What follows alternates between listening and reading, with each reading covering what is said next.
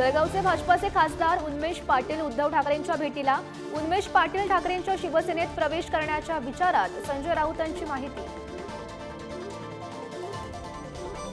देवगिरी बंगल्यावर उपमुख्यमंत्री अजित पवार आणि विजय शिवतारेंची भेट।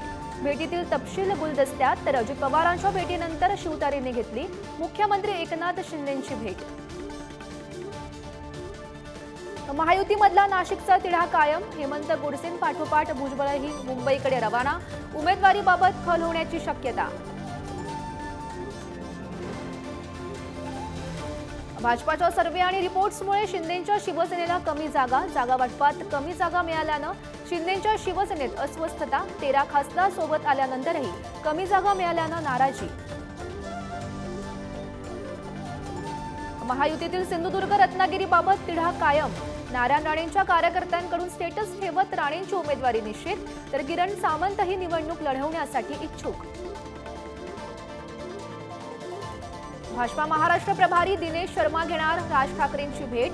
मुख्यमंत्री एकनाथ शिंदे आणि उपमुख्यमंत्री अजित पवार यांच्यासोबतही साधणार संवाद।